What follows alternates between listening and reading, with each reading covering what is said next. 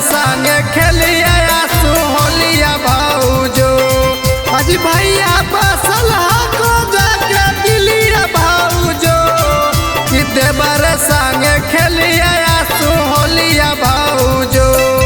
आज घरवा से तनी बाहर निकल हो रंगवा गुलाल तनी हाथ ही से मला हो। आज खोलबो ना के बरिया तो किलिया भाऊजो देवर संगे खेलिया आसू होलिया भाऊजो।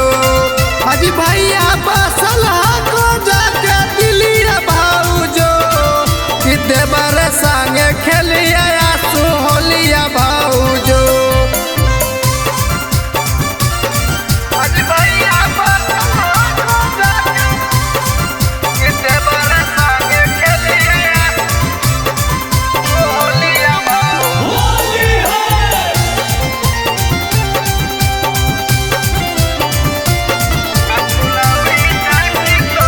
हुआ फुलौरी चाखी तोर करा देवो भौजी भोर।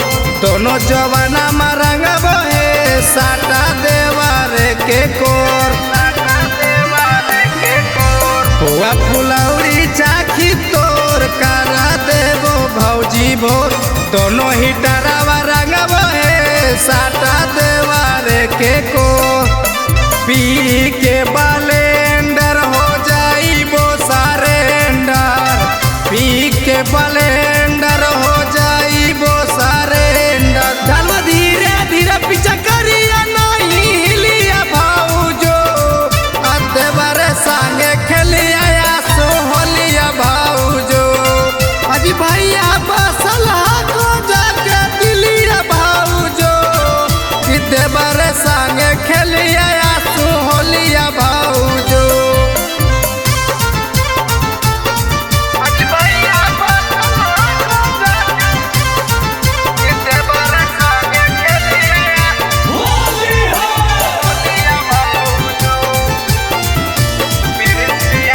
पेरेंट्स पियारा बा भैया मोर दिलखी होलिया इंसाल छोड़।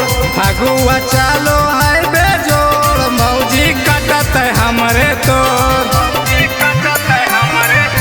पेरेंट्स पियारा बा भैया मोर दिलखी होलिया इंसाल छोड़। फगुआ चालो है बेजोड़ मौजी कटत हमरे तोर। हालत सोचल दे हो छोड़ी रंगबो खाली ढोरी। गलत सोचल दे हो छोड़ी